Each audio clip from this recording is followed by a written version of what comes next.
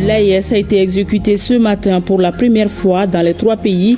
Sahel Benkan, c'est son nom. Il comprend 3 couplets et 2 refrains. L'hymne ainsi exécuté véhicule des messages de courage, de patriotisme, de combativité, d'engagement, de ténacité et de résilience. Pour plus de détails, nous recevons comme invité le ministre en charge de la culture, Mahmoud Daffé. En cadre du président de la transition, ce soir, nous nous intéressons au volet défense et sécurité. Plusieurs bases terroristes détruites, 700 éléments de la police et de la protection civile formés et déployés dans les différentes unités opérationnelles et une nouvelle vague de 1500 recrues actuellement en formation. Bourama Traoré revient sur les acquis dans ce journal. La saison 2026 du Hajj a été lancée hier à la Mecque. La date limite des inscriptions des pèlerins est fixée au plus tard fin décembre 2025. Les détails dans ce journal avec nos envoyés spéciaux. Dans Focus Santé, Koumba Sissi nous parlera du lupus. Il s'agit d'une pathologie qui touche les articulations, la peau et d'autres organes provoquant des lésions sur la peau. D'après les spécialistes, cette maladie affecte plus les femmes que les hommes.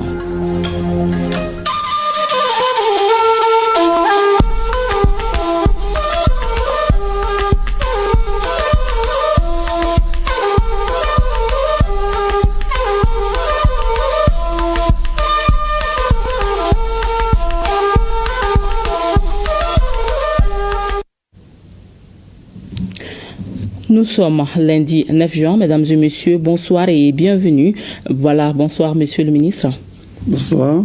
Vous venez de suivre avec nos téléspectateurs l'exécution de l'hymne de l'AES appelé Sahel Benkan. Je reviens vers vous juste le temps de nous rendre à Koulouba où le président de la transition, le général d'armée Assimi Goïta, chef de l'État, chef suprême des armées, président de la Confédération, a présidé la cérémonie de montée du drapeau AES. Cette cérémonie solennelle a enregistré la présence des membres du gouvernement, du CNT et les ambassadeurs des pays de l'AES et amis. Le chef de l'État a salué le drapeau symbole de la souveraineté de l'espace AES. Sahel Benkan, qui vient d'être ainsi exécuté, comporte 3 couplets et 2 refrains, voyant sa dimension poétique avec Garibou Pérou, Aboubakar Traoré et Sidiki Balou.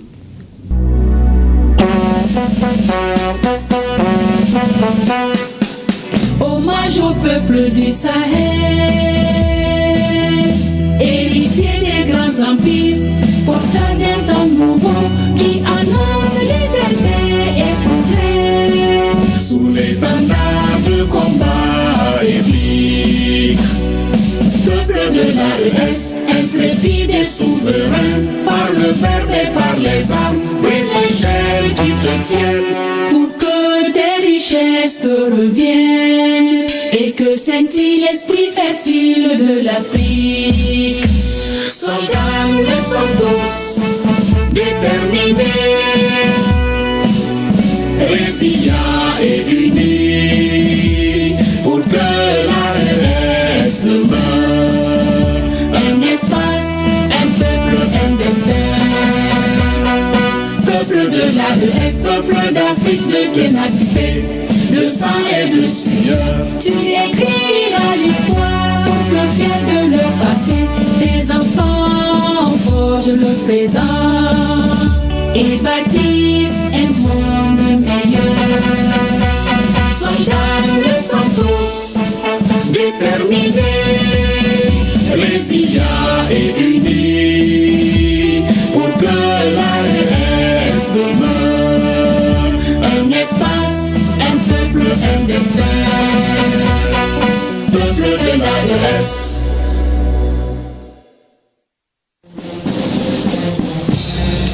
Aux couleurs fortes de l'unité, de la résistance et de l'espoir, le drapeau de l'AES est hissé au sommet de Koulouba. À côté du drapeau national, il flotte dans le ciel pendant que retentissait pour la première fois Sahel Benkan, interprété par la fanfare nationale.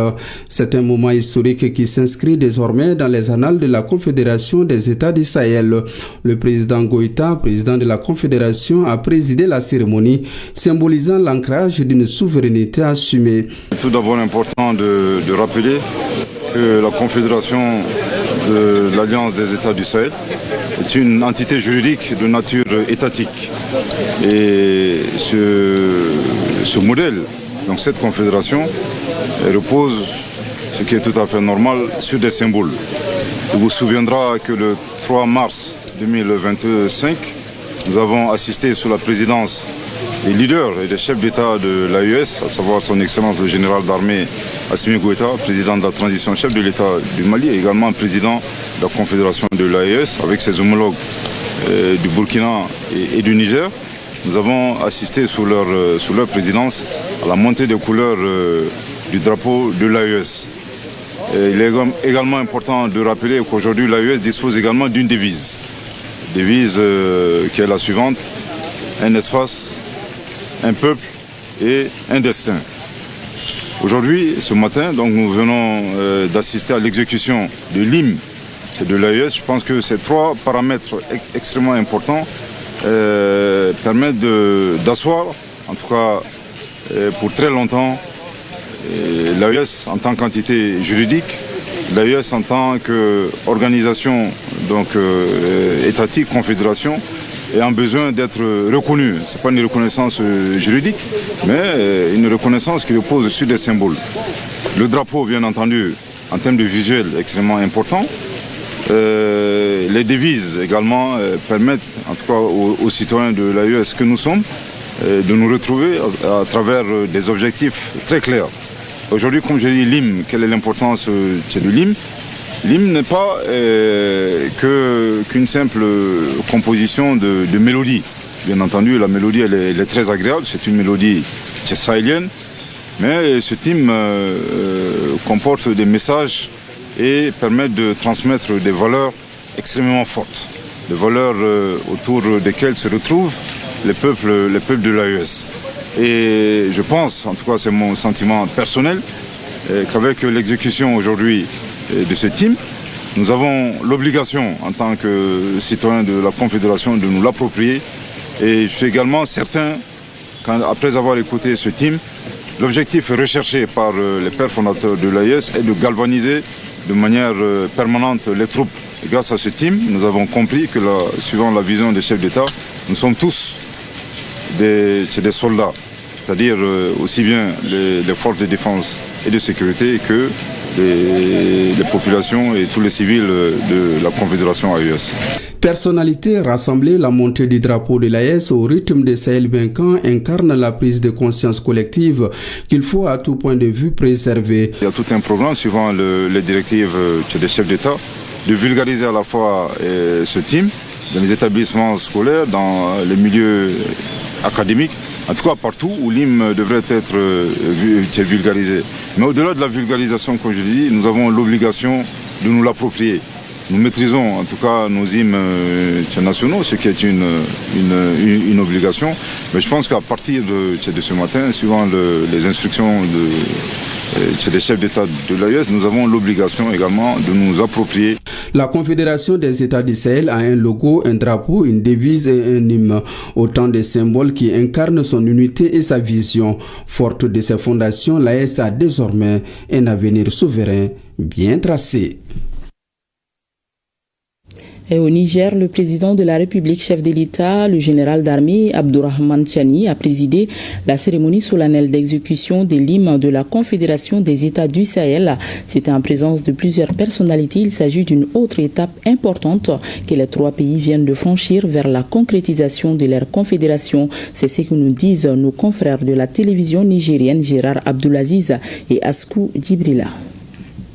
La Confédération des États du Sahel, volonté des dirigeants du Niger, du Burkina Faso et du Mali et des populations de ces trois pays voisins et frères se concrétise davantage et de jour en jour avec la cérémonie solennelle inaugurale d'exécution de l'hymne de l'espace ce lundi matin au palais présidentiel à Niamey.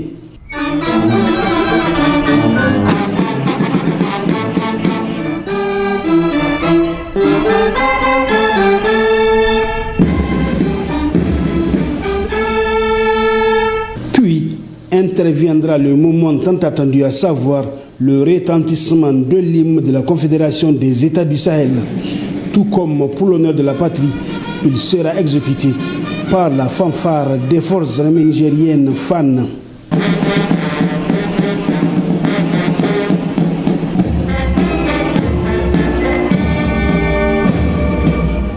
Le président de la République, chef de l'État, le général d'armée Abdraman Chani et ses invités de marque se congratulent. L'hymne constitue en effet une nouvelle pièce maîtresse de l'arsenal symbolique de la jeune confédération. Après le logo, après le drapeau, par la grâce d'Allah aujourd'hui, c'est l'hymne de l'AES. Il s'agit là de la réalisation de la volonté des chefs d'État du Niger, du Mali et du Burkina Faso. Il s'agit surtout de la réalisation de la volonté de nos peuples quant à la réalisation de notre confédération. Donc, c'est le moment de féliciter tous nos concitoyens pour cette étape franchie. D'autres défis vont venir et Inch'Allah, ensemble, nous allons les relever.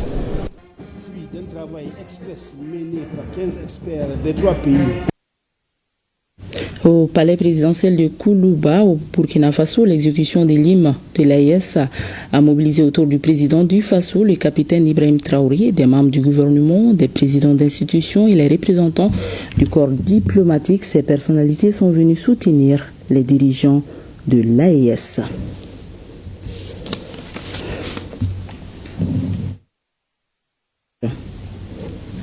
C'était ce matin au Burkina Faso.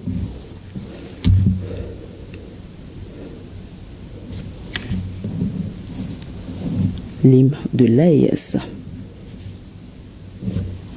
Et ça se passait simultanément dans les 3 pays de l'AES.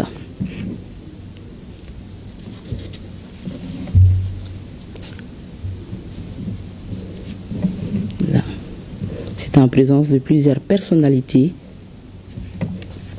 au Burkina Faso. C'était ce matin au palais présidentiel. Et je vous le disais, l'invité de cette édition est le ministre de l'Artisanat, de la Culture, de l'Industrie hôtelière et du Tourisme, M. Mahmoud Daffé. Bonsoir, Monsieur le ministre. Bonsoir. Alors, vous venez de suivre l'exécution de l'hymne de l'AES appelé Sahel Benkan simultanément dans les 3 pays. Est-ce qu'on peut dire que c'est une étape importante qui vient d'être franchie dans la marche de l'AES?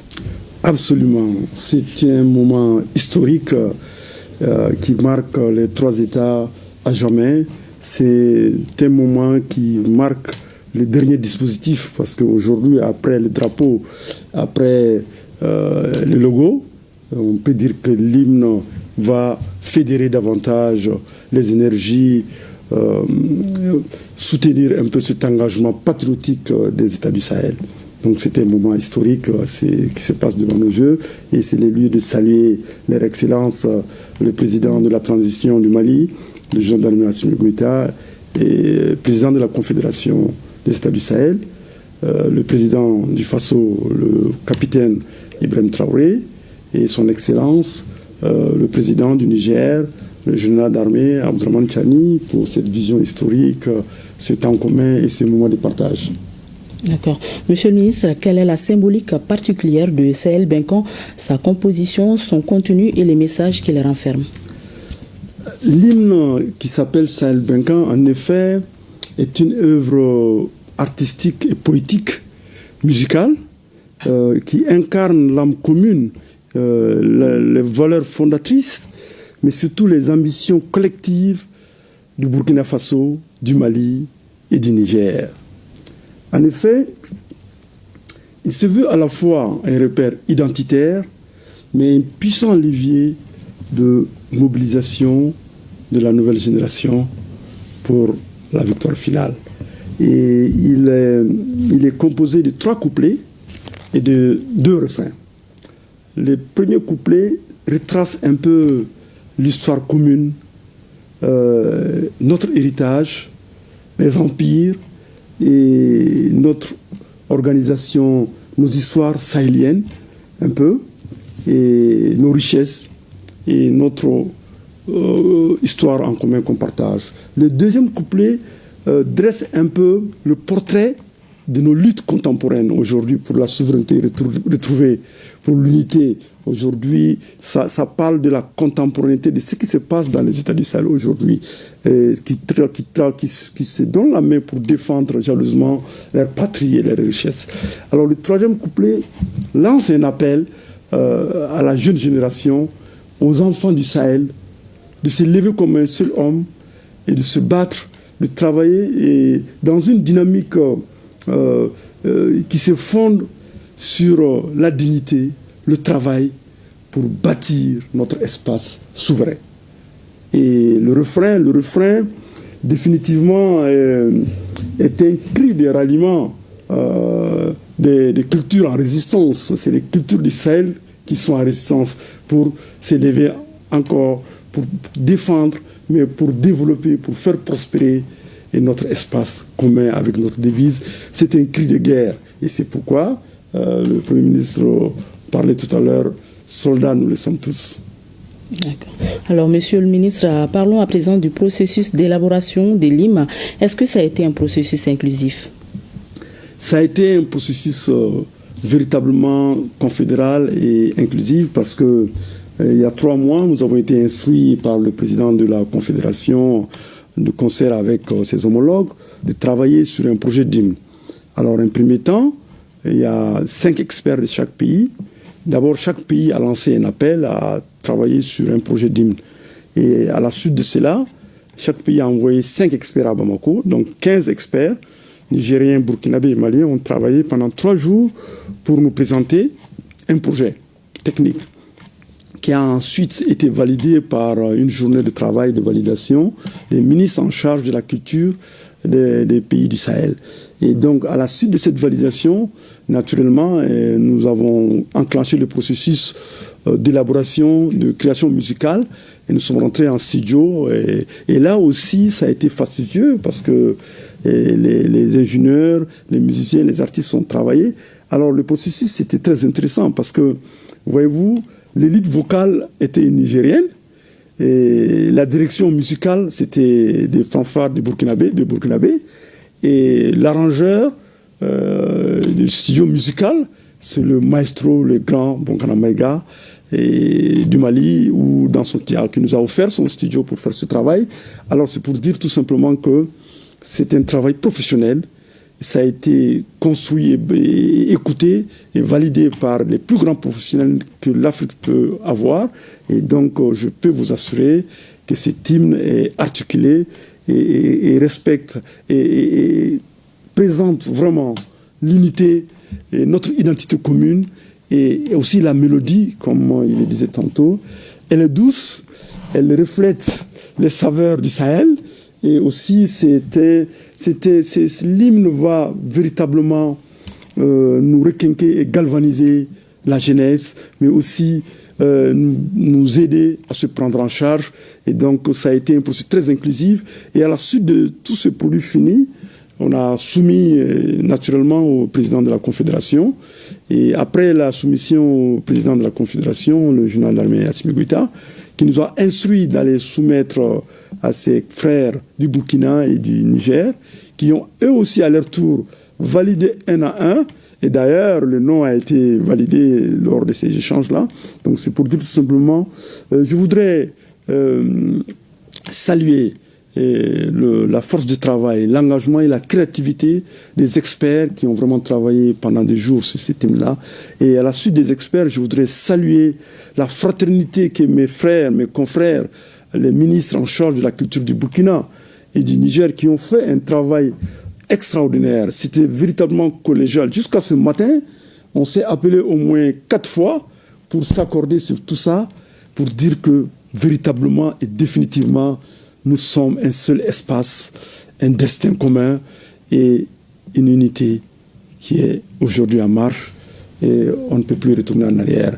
Et cet hymne va valider, va compléter les dispositifs de la constitution de ces nouveaux espaces étatiques, juridiques et aussi qui va nous donner toute la force et l'énergie pour défendre la terre de nos pères. Et si vous avez un message à adresser au peuple de l'AES, ça serait lequel? Le message, c'est tout simplement dire que nous avons une chance historique. Longtemps, depuis 60 ans, nos États se sont battus. Nous avons eu les pères de l'indépendance. Il y a eu tellement d'efforts. Le club de Casablanca, le club, vous voyez, à tout moment, l'histoire est une continuité. Modibo Keïta et ses frères, ses pères de la sous-région, de l'AES, et on parle un peu de notre identité, comme ils se sont battus. Ils ont fait ce qu'ils ont pu. Mais aujourd'hui, nous avons 3 leaders qui sont venus depuis 1 an, qui sont en train de co-construire ensemble. C'est très fort. C'est très fort. C'est une première prise en main de l'avenir, du destin, de la gouvernance d'un État africain par les Africains et pour les Africains qui affirment cette identité, qui expriment, mais surtout qui s'assument. C'est si extrêmement important. Donc aujourd'hui, nous, population de l'AES, nous, population du Burkina Faso, du Niger et du Mali, nous devrons se tenir par les coudes pour la marche, faire cet avenir commun. Parce qu'aujourd'hui, les peuples du Sahel ont souffert. On a véritablement souffert.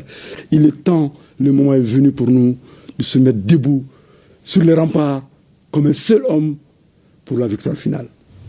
Merci beaucoup, Monsieur le ministre de l'Artisanat, de la Culture, de l'Industrie hôtelière et du Tourisme. C'est moi qui vous remercie.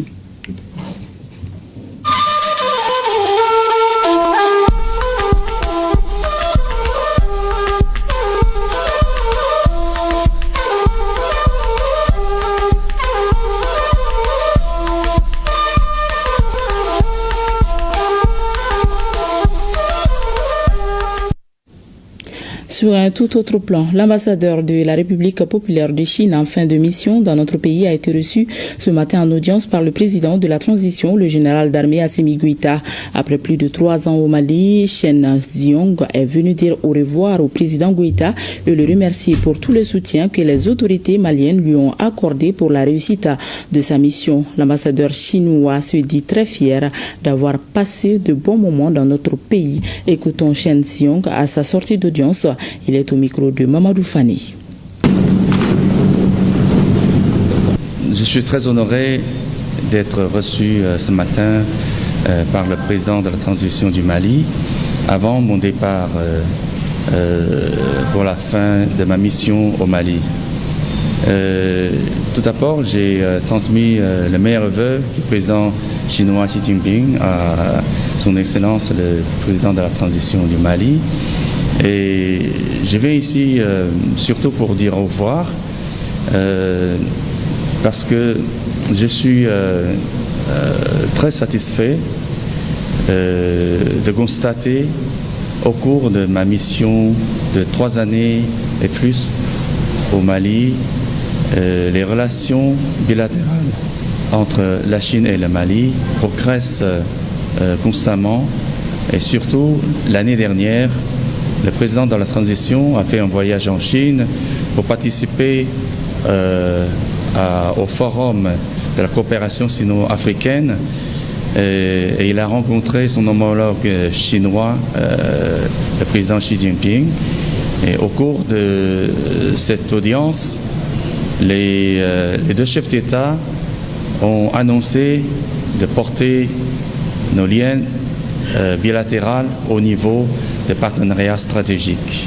Je suis vraiment très honoré de voir le haussement de cette relation et cela témoigne que les relations entre nos 2 pays vont bon train. Et je remercie évidemment le président de la transition pour son soutien et son aide pendant ma mission au Mali, sans lequel je ne peux pas accomplir ma mission ici. Et je souhaite aussi que la prospérité pour le Mali et bonheur pour le peuple malien qui a laissé une très bonne impression dans mon cœur, même après mon départ, c'est la retraite, mais le Mali est toujours dans mon cœur. Audience à la primature, le Premier ministre, ministre de l'administration territoriale et de la décentralisation, le général de division Abdoulaye Maïga a reçu ce matin la présidente directrice générale du International Crisis Group, Dr Comfort héros. L'audience qui s'est déroulée en présence du ministre de la Réconciliation, de la Paix et de la Cohésion nationale, le général de corps d'armée Ismaël Ouagé, a permis de donner la vision de notre pays en matière de réconciliation, de cohésion et de lutte contre le terrorisme.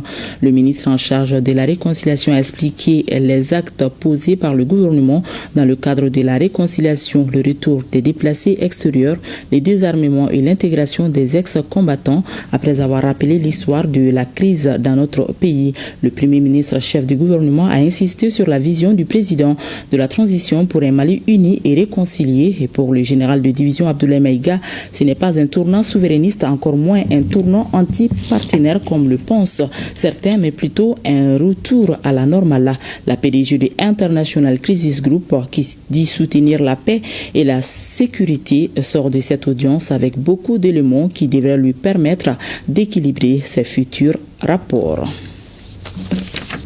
Voyons à présent l'actualité des forces armées et de sécurité sur les théâtres d'opération. Les femmes ont détruit plusieurs bases terroristes. Le commentaire avec Abdoulaye Sakou. Dans le cadre des opérations de recherche et de destruction des groupes armés terroristes et leurs sanctuaires, l'état-major général des armées porte à la connaissance de l'opinion les dernières opérations aéroterrestres menées dans le secteur de Kidal et Tessit. Le 8 juin 2025, les FAMA ont, après plusieurs heures d'observation, détruit 2 pick-up dont l'un était judicieusement caché sous un couvert végétal à Amassine, situé à 81 km au sud-est de Kidal.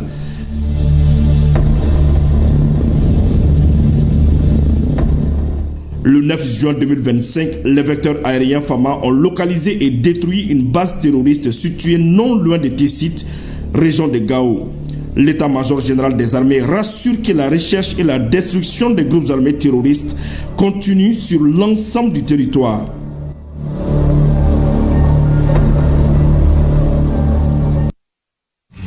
Et nous arrivons au grand format de cette édition consacrée à l'an 4 du président de la transition. Ce soir, nous nous intéressons au volet défense et sécurité. Les forces armées et de sécurité mènent aujourd'hui en toute autonomie leur mission régalienne de défense nationale et de protection des populations et leurs biens. Grâce au matériel de pointe acquis, elles sont depuis des années dans une posture offensive et la chasse aux groupes terroristes est en cours sur l'ensemble du territoire national. Plusieurs bases terroristes ont été détruites. Au niveau des forces de sécurité, 700 éléments de la police et de la protection civile ont été formés et déployés dans les différentes unités opérationnelles. Une nouvelle vague de 1500 recrues est actuellement en formation dans le centre d'instruction des forces armées maliennes. Ce sont là quelques acquis sur lesquels revient Bourama Traoré. Suivant. Les forces armées maliennes et de sécurité renaissent de leurs cendres et reconquièrent leur statut historique de forces aguerries et combatives au seul service de la défense du pays. C'est désormais cette nouvelle image plus rassurante que la sentinelle de la paix sociale renvoie au peuple malien. La mission que le peuple malien nous a assignée est une mission collective et c'est ensemble que nous allons relever les défis. Les femmes sont plus que jamais engagées à pacifier le Mali.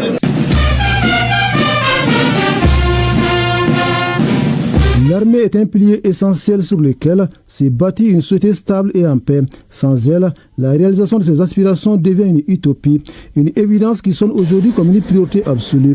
Illustration, un vaste programme annuel de recrutement des milliers de jeunes dans les différents corps des forces armées maliennes se met en œuvre.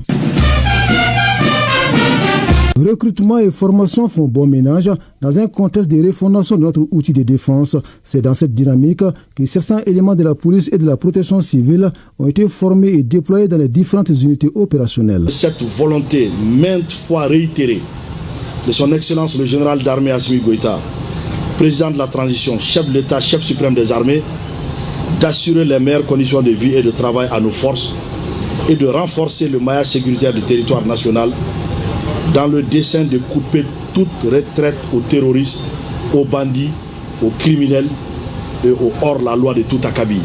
L'effectif des femmes a été renforcé avec un recrutement de 9500 personnel, toutes catégories confondues, de renforcer le maillage territorial pour stabiliser durablement les zones qui étaient sous contrôle des groupes armés terroristes. Ce renforcement en effectif s'est accompagné par la mise à disposition d'infrastructures modernes afin d'offrir aux hommes des conditions décentes de travail et de sécurité. Dans les heures, l'armée malienne règne désormais à maître absolu. L'acquisition de ces avions de pointe permet aujourd'hui aux forces armées maliennes de mener ce combat avec sérénité. Aujourd'hui, le Mali est capable de contrôler son ciel. Nous contrôlons nos frontières et nous assumons nos choix.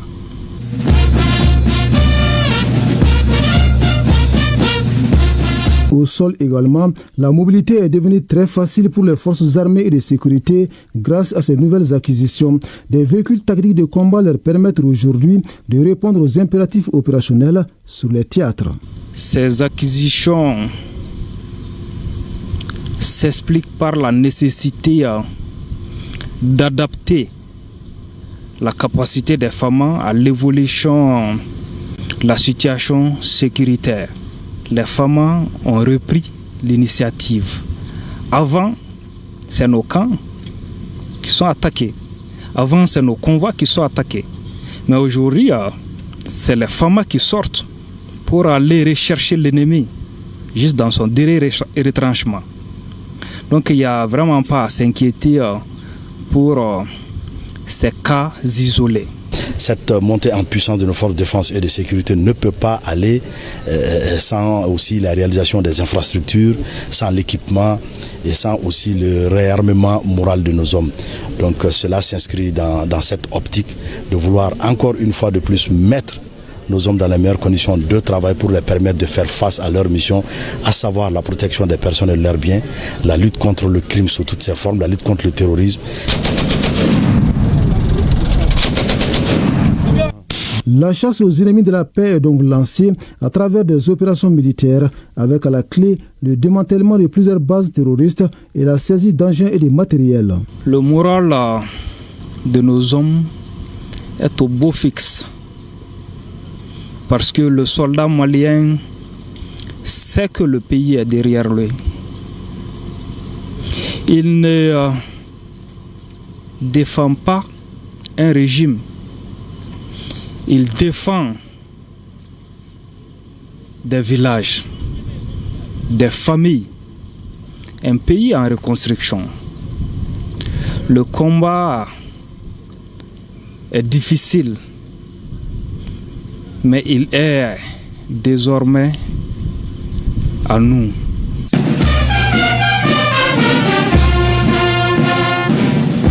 Dans cette opération antiterroriste, le Mali met un point d'honneur sur les partenariats bilatéraux et multilatéraux. Aujourd'hui, la coopération militaire au sein de l'AES se porte très bien. L'espace confédéral de l'AES a été érigé en espace unifié. Aujourd'hui, on peut mener nos missions sans demander d'autorisation de poursuite.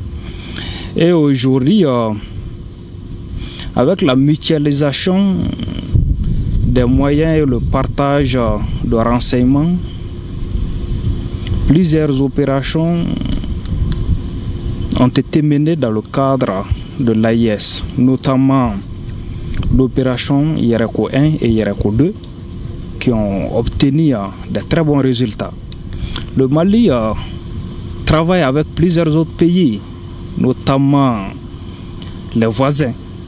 Il y a eu notamment une rencontre avec le Sénégal. Nous faisons des patrouilles avec le Sénégal et nous coopérons avec la Chine, la Russie, la Turquie et plein d'autres pays. Aujourd'hui, la meilleure manière de lutter contre le terrorisme, c'est d'avoir le bon renseignement et au bon moment.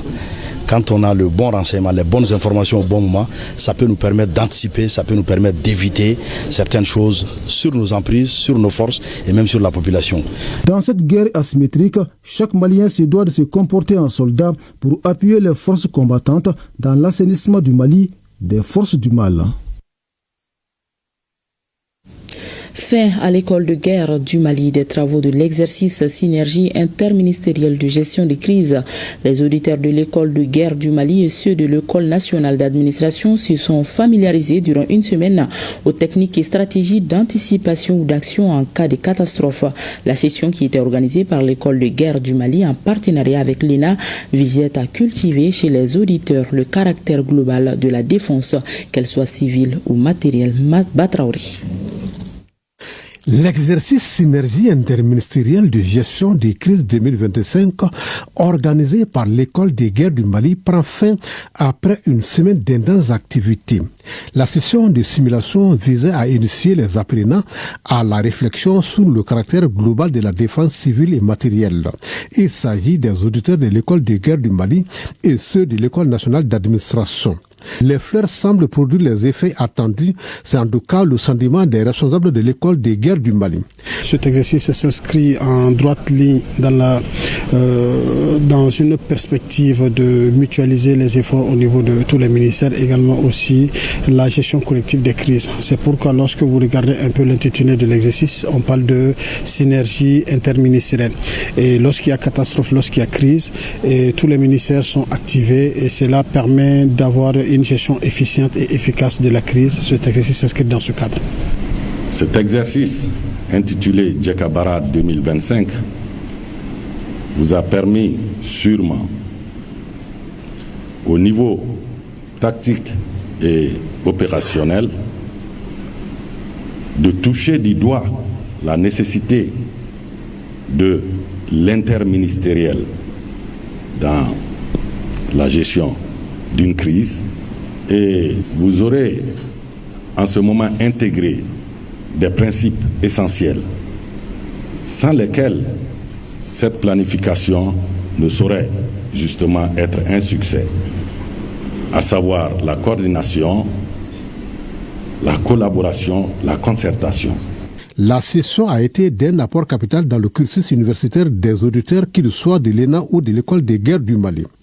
Notre satisfaction est d'autant plus grande que ce genre d'exercice contribue tout d'abord au renforcement de la fonction anticipation, qui est assez importante pour la gestion des crises.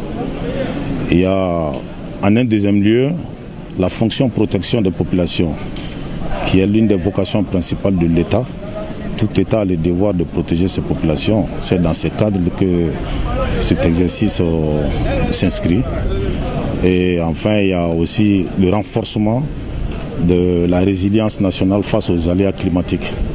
Extrêmement satisfait au sorti de cet exercice qui a le mérite de pouvoir mettre en collaboration plusieurs agents de l'État, des hauts cadres de l'État, dans le cadre d'une gestion de crise qui, au-delà de son aspect fictif, peut éventuellement arriver dans la vraie vie et même arriver dans la vraie vie. Il nous a permis d'interagir avec des sectoriels civils pour justement une approche globale de la gestion d'un cas d'inondation qui s'est manifesté dans un pays dénommé Doubala.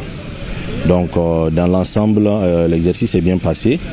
Et du moment où on a pu mettre en exergue le concept de la coopération, de la collaboration et de la coordination pour venir à bout et soulager les souffrances des populations civiles qui ont été impactées par ces inondations. Au niveau de l'école nationale d'administration, nous avons un volet formation sécurité. Donc moi je pense que c'était une très bonne chose pour l'école nationale d'administration de participer à cette formation cruciale qui est d'une importance capitale. Le directeur général de l'école des guerres du Mali saisit l'occasion pour rappeler aux auditeurs que l'objectif principal de la session était de permettre aux participants d'allier l'efficacité à la rapidité dans le cadre des opérations lors des catastrophes. Chacun de nous appartient à une catégorie d'administration entre lesquelles administrations l'État répartit ses ressources. Et qu'après avoir réparti ses ressources, l'État n'a pas autre chose. Et que face à une crise, nous devrons nous poser la question, qu'est-ce que nous pouvons apporter en termes d'intelligence, en termes de capacité détenue par notre ministère, en termes de ressources financières. Il s'agit simplement de cela. Si vous avez, pendant cette semaine, eu le temps de comprendre cela, nos administrations publiques dans les années à venir gagneront au fur et à mesure en efficacité, en efficience. Le commandant de l'école des guerres ajoutera que cette formation se poursuivra sans interruption et les moyens seront mis en œuvre pour aller vers la perfection. Aucune réaction désespérée n'affaiblira le soutien de la population à l'armée malienne. C'est l'intime conviction des citoyens que l'une de nos équipes a rencontrée aujourd'hui. Une conviction qui découle d'une détermination de nos vaillants combattants qui montent en puissance. Les résultats engagés constituent une véritable source d'espoir pour la victoire finale. Tchemoko Konati.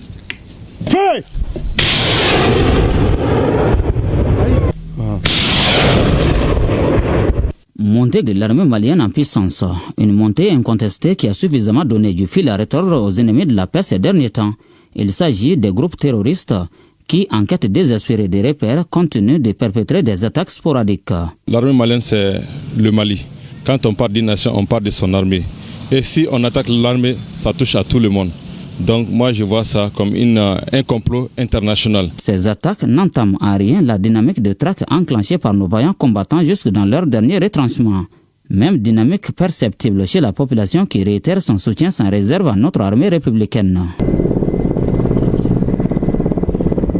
Et tous les Maliens s'élèvent et restent derrière l'armée. Ce sont des gens, ils les recrutent. Donc si chacun sensibilise dans sa famille, et que tout le monde se sente concerné, moi je crois que nous pouvons vaincre le terrorisme. On doit les soutenir en les donnant des informations précises concernant la présence de ces gens-là dans les villages. On doit signaler les personnes suspectes. Nos interlocuteurs, imbus de la vaillance de l'armée, appellent la population à leur emboîter le pas en faisant de l'union leur leitmotiv.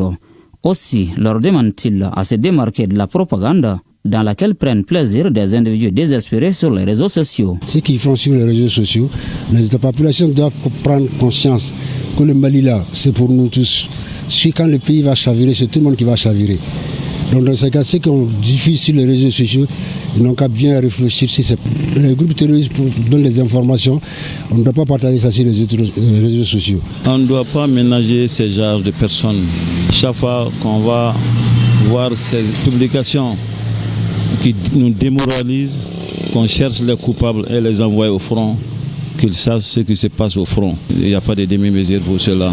Pour dire que l'armée malienne peut compter sans ambiguïté sur sa population en matière de soutien. Un soutien qui constitue un réarmement moral pour les hommes engagés sur le terrain. Les activités de la quinzaine de l'environnement sont officiellement lancées. Une conférence débat évoquant la pollution plastique du fleuve Niger a été animée ce matin au CENDIF, organisée par le REFAMP. La conférence se propose d'attirer l'attention des populations et des décideurs sur la nécessité de protéger le fleuve Niger, sève nourricière de notre pays. L'activité est placée sous la présidence du ministre de l'Environnement, de l'Assainissement et du Développement durable. Les détails avec Aloussini Touri. Les services multiples du fleuve Niger face aux impacts de la pollution plastique. C'est le thème de cette conférence débat qui ambitionne de sensibiliser les populations et les autorités sur l'urgence d'intervenir en vue de stopper la pollution du fleuve Niger dont dépendent la plupart de nos activités socio-économiques. Le réseau des femmes africaines ministres et parlementaires du Mali, fidèle à sa volonté de servir, tire sur la sonnette d'alarme. Les thèmes retenus cette année pour les 2 journées sont mettre fin à la pollution plastique mondiale et restaurer les terres, libérer les opportunités. Le REFAMP lui-même ne peut pas rester en marge de cette mouvance. Lui qui a inscrit parmi ses priorités la protection de notre environnement à travers la lutte contre tous ces fléaux qui minent et détruisent notre écosystème. Pays enclavé, notre pays dépend exclusivement des ressources en eau du fleuve Niger. Agriculture, élevage, pêche, transport, etc. Le cas du fleuve Niger nous interpelle tous et toutes, car malgré ses nombreux bienfaits, le Niger n'est pas épargné par les actes néfastes de l'homme lui-même. Depuis plusieurs années, les cris sous forme de SOS sur la situation du fleuve Niger n'ont cessé de fuser de toutes parts pour alerter l'opinion nationale sur la situation de ce fleuve nourricier. Un véritable pain béni pour un département exclusivement dédié à la préservation de l'environnement. Le fleuve Niger, qui dessert plus de 22 millions de Maliens, est fortement agressé par les actions anthropiques. La chef du département sonne la mobilisation totale. Cette quinzaine constitue chaque année un temps fort de mobilisation nationale autour des enjeux environnementaux. Entre le 5 juin, Journée mondiale de l'environnement, et le 17 juin, Journée internationale de la lutte contre la désertification et la sécheresse. Les cérémonies protocolaires se tiendront cette année à 100, les 12 et 17 juin. Les thèmes retenus à l'échelle internationale sont mettre fin à la pollution plastique mondiale et restaurer les terres, exploiter les opportunités. Traduisant une volonté commune, agir pour la préservation de notre planète et la construction d'un avenir durable. Ce fleuve, patrimoine naturel et ressources vitales, est aujourd'hui gravement menacé par la pollution plastique. Les sachets abandonnés, les bouteilles jetées, les déchets mal gérés envahissent nos rives et nos eaux. Cette pollution, malheureusement visible à l'œil nu, est le reflet d'une crise silencieuse mais profonde, celle de notre rapport avec l'environnement. Les déchets plastiques jetés dans le fleuve, les rejets industriels non traités, les résidus d'activités agricoles et surtout l'insuffisance de systèmes de collecte et de traitement des déchets dans plusieurs zones du pays contribuent à une dégradation continue de l'écosystème fluvial. Il faut rappeler que la production, l'importation et l'utilisation des sachets plastiques sont formellement interdites au Mali depuis quelques années. Mais la mesure peine à être appliquée. Selon les organisatrices, la sensibilisation est le meilleur moyen de parvenir à des résultats. Le ministre de l'Entrepreneuriat national, de l'Emploi et de la formation professionnelle, Moussa Seck, était à Genève, en Suisse, où elle a pris part à la 113e conférence internationale du travail. À marge de cette conférence, Moussa Seck et son collègue du travail, de la fonction publique et du dialogue social, Dr Fansoun Koulibaly, ont rencontré les entrepreneurs maliens de Suisse et d'Europe. Les échanges ont porté sur les opportunités de collaboration entre l'État et la diaspora malienne, notamment dans les domaines de la formation professionnelle, de l'entrepreneuriat, de la création d'emplois et du développement économique local. Commentaire Djemba Moussa Konati. Cette rencontre a été une véritable tribune d'échange sur les opportunités de collaboration entre l'État et la diaspora malienne de Suisse et d'Europe.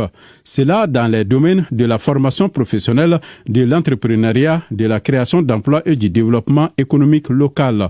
La rencontre a regroupé plus d'une quarantaine d'entrepreneurs maliens. Certains résidents en Espagne, Allemagne, Bruxelles et Paris ont également participé par visioconférence à la rencontre tenue dans les locaux de la mission permanente du Mali à Genève. C'est aussi pour vous une opportunité pour mettre aussi à profit vos talents et vos connaissances au service du pays. Au cours de cette rencontre, le ministre du Travail, de la fonction publique et du dialogue social, Dr Fansoun Koulibaly, a souligné les dispositifs mis en place pour mobiliser les compétences et les investissements de la diaspora. En termes d'information, même sur l'investissement au Mali, vous avez le site de l'API, vous mettez tout simplement API Mali sur Google, vous avez le site de l'API, vous avez accès au site de l'API. Mais vous avez aussi accès au site de la Direction générale du commerce, de la consommation et de la concurrence, la DGCC, qui aussi effectivement donne tout ce qui est intention d'importation, tout ce qui est documents de commerce, agrément. Ils ont aussi un site qui est très fourni aujourd'hui et vous avez tout c'est fait en ligne. Nous allons prendre note de certaines de vos préoccupations qu'on pourrait remonter au ministre du Commerce pour voir avec l'API comment créer pour la diaspora un onglet d'information sur le site de l'API qui peut vous permettre d'accéder à toutes les informations sur l'investissement. Oumou Salsek a saisi cette opportunité pour rappeler la vision du président de la transition, le général d'armée Assimi Goïta, et les orientations du premier ministre, le général de division Abdoulaye Maïga, plaçant la jeunesse au cœur des priorités nationales. Notre ambition est claire, c'est faire du Mali une terre d'opportunités, un pays où l'initiative privée est encouragée, où la jeunesse est formée et valorisée, où les projets porteurs ont toute leur place. Pour cela, nous avons besoin de vous dans certains domaines clés. Ensemble, redonnons vie à notre tissu économique, recréons des chaînes de valeur locales, construisons des ponts entre les compétences d'ici et d'ailleurs. De leur côté, les participants ont exprimé leur volonté d'accompagner les efforts du gouvernement tout en appelant à la pérennisation de ce type de rencontres. Je lisais, lancement hier à la Mecque au ministère saoudien du Hadj et de la Oumra de la saison 2026 du Hadj. Il est demandé aux différents pays de finir les inscriptions des pèlerins au plus tard fin décembre de l'année en cours. Le point avec nos envoyés spéciaux Suleiman Kenza Sidibé, Toumani Diabaté et Amalandouri. Les organisateurs du Hadj 2025 ont attribué des prix d'excellence pour la qualité de participation à des pays comme la Chine, la Turquie, l'Algérie, la Malaisie ou encore l'Afrique du Sud. Des prix liés surtout à la taille des pèlerins drainés sous les lieux saints de l'islam. Pour la campagne 2026, il est question du respect des consignes et il est surtout demandé aux différents pays de boucler les inscriptions des candidats au pèlerinage au plus tard au 31 décembre 2025. Nos pays entendent bien relever ces défis. Mon appel à l'endroit de l'ensemble des pèlerins qui sachent que le Hajj est en train de se changer, en train de se moderniser, ce n'est plus comme auparavant. Et les inscriptions doivent commencer dès maintenant. Donc dès qu'on retourne du Hajj 2025, on va lancer le 2026 et commencer les inscriptions. Et les inscriptions doivent prendre fin le 21 décembre 2025. Nos trois pays sont confrontés à un défi majeur, le défi du transport des pèlerins. Si on ne se met pas ensemble, on va être davantage marginalisé. Pour relever ces défis, nous sommes conscients et nous sommes obligés de trouver des solutions idoines pour transporter nos pèlerins, des solutions endogènes qui sont propres à nos trois pays. Les trois pays veulent mutualiser les moyens, surtout ceux relatifs au transport des pèlerins pour l'année 2026, en attendant tous prêts pour le retour de la paix dans nos contrées. Notre prière est qu'Allah dans sa grâce infinie, dans sa miséricorde infinie, que pour nous tous, aussi bien au niveau de l'AES, au niveau de l'Afrique, au niveau du monde, de toute la Ummah de Muhammad sallallahu alayhi wa sallam, que toutes celles et ceux qui se sont retrouvés à Arafat cette année, le plus grand jour au meilleur endroit au monde, soient toréolés en ce moment d'un Hajj Mabrour. Que nous soyons propres et purs comme au jour de notre naissance, que nous restions tels toute la vie durant et que ce Hajj, selon la volonté d'Allah, ne soit pas le dernier. Notre prière, bien entendu, est que les armes se taisent au Burkina Faso, les armes se taisent au Mali, les armes se taisent au Niger, les armes se taisent en Palestine, les armes se taisent partout à travers la terre, pas par les armes, mais par le verbe, par la sagesse, par la bonne exhortation. Les agents s'engagent à satisfaire toutes les exigences de la partie saoudienne pour le Hajj 2026. Cette année, le Mali vraiment a été accompagné par le gouvernement, le directeur de la maison du Hajj. Sinon, on était vraiment en retard. Et on avait peu de chance pour clôturer nos quotas. Mais avec l'aide d'Allah et l'implication du directeur général de la maison du Hajj, le Mali a pu atteindre son quota. Avec beaucoup de tolérance aussi de l'Arabie Saoudite. Nous exhortons tout le monde à sortir massivement et très tôt et se conformer au chronogramme de l'Arabie Saoudite. Et qui vraiment cette année serait appliqué à 100%. Vivement la saison 2026 pour le Hajj sous le lieu saint de l'islam, qu'Allah bénisse le Mali. Amen. Retour au Mali. Le centre islamique Tcherno Tidjane situé à Missabougou a ouvert ses portes aux fidèles musulmans. Le centre est composé d'une mosquée, d'une zawiya, d'une école coranique et d'une bibliothèque. Il est entièrement financé par les adeptes de la Tidjania et élèves de l'école coranique de Médina Koura. Le coût global est estimé à plus de 120 millions de francs CFA. Reportage Kassim Diallo et Yaya Kouni. Assurer et promouvoir l'éducation islamique à travers la formation, les rappels, l'évocation et l'invocation sont entre autres missions auxquelles le centre islamique Tcherno Tidjane s'attellera désormais. Cet édifice religieux est composé d'un rez-de-chaussée et de 3 étages. Il est bâti sur une superficie de 350 mètres carrés. Le centre islamique Tcherno Tidjane a été construit en totalité à 100% par les adeptes de la Zawiya Sid Mohamed de Médina Koura, qui deviennent automatiquement les adeptes du centre islamique Tcherno Tidjane suite à cette inauguration à laquelle nous venons de participer. Et la motivation qui est derrière est que la Zawiya Sid Mohamed de Médina Koura, nous avons senti depuis quelques années qu'elle n'était pas suffisante pour pouvoir accueillir toutes les personnes qui venaient pour le wird tidjanite. Donc c'est ce qui a fait qu'on a cherché un endroit pour construire un centre. Donc le centre qu'on vient de construire, le nom du centre est Tcherno Tidjane. Tcherno Tidjane était un grand érudit qui était basé à Dar Salam. Donc, il s'est installé là-bas depuis 1922 avec son frère Sid Mohamed. Donc Tcherno Tidjane était un homme sage. Tcherno Tidjane était un homme humble. Tcherno Tidjane avait la qualité de rassembleur. Il a impacté son époque et il continue à impacter toute l'humanité. Les centres islamiques Tcherno Tidjane offrent aux fidèles musulmans une mosquée, une école coranique, une zawiya et une bibliothèque avec toutes les commodités requises. Ce travail, en réalité, il est quand même difficile de pouvoir le dire.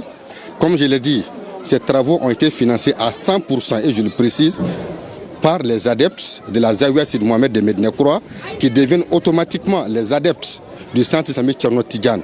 Si on me demande de faire une estimation, ces travaux nous ont coûté entre 120 et 150 millions de francs CFA. Les initiateurs ambitionnent ainsi de valoriser l'éducation islamique, vulgariser et propager la tariqa tidjaniya authentique au Mali. Plus de 44 millions de francs CFA, c'est le coût de réalisation d'une maternité moderne avec toutes les commodités dans le cercle de Garalo, dans la région de Bougouni. Cette réalisation du projet d'Ambé, qui est mise en œuvre par le consortium Santé Monde et International Medical Corps sur financement d'Affaires mondiales Canada, s'inscrit dans son volet Santé Monde. L'objectif est de réduire la mortalité néonatale et infantile dans le cercle de Garalo. Reportage Abdul Karim Konaté et Djibril Barayogo. Garalo, localité située à une cinquantaine de kilomètres de Bougouni, chef-lieu de cercle. Garalo compte une population majoritairement composée de femmes et estimée à environ 150 000 habitants, ce qui explique l'accroissement rapide de cette population et crée le besoin récurrent en infrastructures sanitaires. La mise en œuvre du projet Damé a permis de construire et équiper avec des matériels de dernière génération une maternité, et cela au grand bonheur des mères et enfants du dit cercle. Nous avons fait des évaluations d'abord pour nos zones de couverture.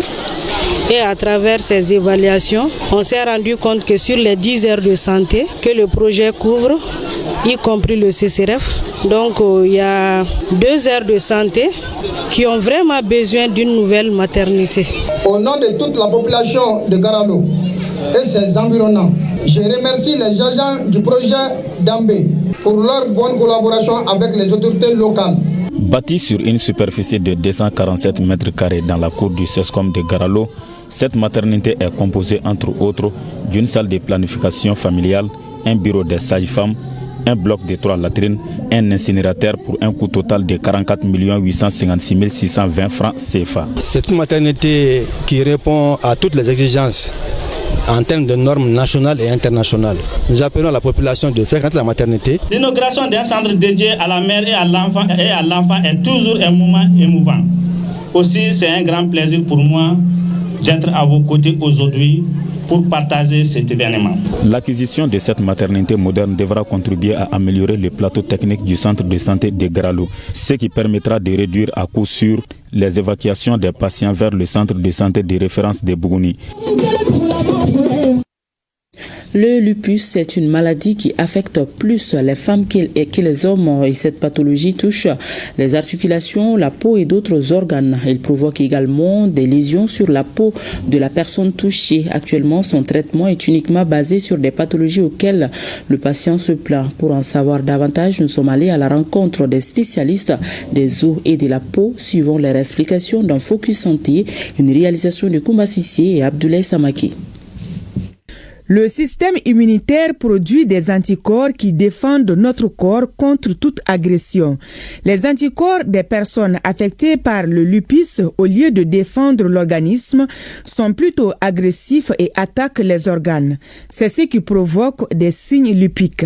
Alors, le lupus, c'est une maladie du système immunitaire qui, au cours de son dérèglement, entraîne des signes assez polymorphes, beaucoup plus au niveau de la peau et des articulations. Quand elle touche les articulations, elle donne des douleurs et des gonflements au niveau des articulations en périphérie. Et ces douleurs surviennent très souvent le petit soir, la nuit et le matin. Souvent, on a beaucoup de difficultés pour sortir du lit. Et en plus de ça, souvent la maladie peut se révéler malheureusement par des atteintes beaucoup plus graves, telles que l'atteinte du rein, l'atteinte du cœur, les poumons. Quelquefois, on peut récupérer certains malades en psychiatrie. Il faudra ajouter aussi aux manifestations, quelquefois il y a des femmes qui perdent leur grossesse à cause de cette maladie-là. L'une des particularités de cette maladie est l'apparition des lésions et des taches sur le corps. Pour parler des signes qui touchent la peau, il faudrait savoir que le lupus se divise en 3 phases. Donc, le lupus aigu se manifeste par un érythème malais. Ce sont des érythèmes au niveau du visage qui prennent les 2 joues, le nez, mais en épargnant les sillons nasogéniens. Il y a une atteinte buccale, des érosions buccales, et aussi une atteinte au niveau des dos, des mains. Aussi pour le lupus subaigu, nous avons les lésions, ce sont des lésions annulaires. On a aussi le lupus discoïde, qui est le lupus chronique. Elle se caractérise par des plaques au niveau du visage aussi, ce sont des plaques érythémateuses. Selon les études, cette maladie n'est ni contagieuse ni héréditaire. Les causes réelles ne sont toujours pas connues, mais les facteurs de risque existent. Il y a plusieurs facteurs qui peuvent se retrouver dans des facteurs environnementaux. Des chercheurs ont impliqué l'exposition excessive au soleil. Certains médicaments que nous-mêmes nous prescrivons aux malades peuvent éventuellement déclencher le lupus. Souvent, le stress, c'est la mère de toutes les maladies, quelques facteurs génétiques. La prise en charge du lupus est pluridisciplinaire et c'est à long terme. La maladie, au décours de plusieurs examens, donc quand on arrive à dire que l'intéressé est lupique, il y a 2 volets du traitement. On appelle un volet le traitement de fond, qui sont les médicaments qui sont assez chers, et il y a le traitement symptomatique. Le traitement symptomatique, c'est les médicaments qu'on donne souvent pour calmer la maladie quand elle est en poussée. Elle se soigne, elle ne finit pas. Quand on prend les médicaments correctement, quand on suit régulièrement ces consultations, les consultations c'est des rythmes de 3 mois, 6 mois. Quand on fait ce traitement correctement, on peut avoir une vie relativement correcte.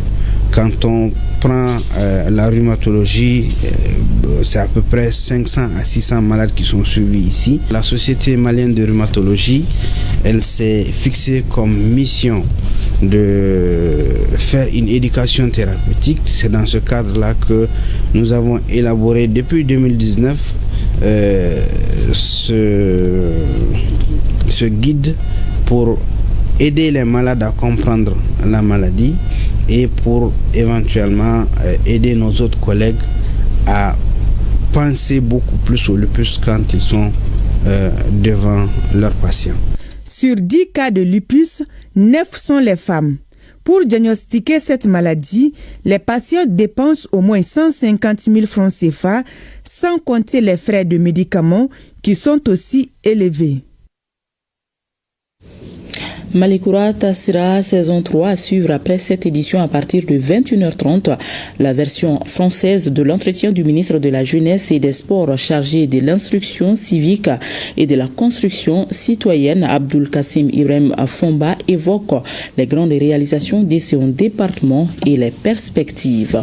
Et c'est ce qui met un terme à cette édition que nous avons eu le plaisir de vous présenter. Merci de l'avoir suivi. À demain 20h, s'il plaît à Dieu.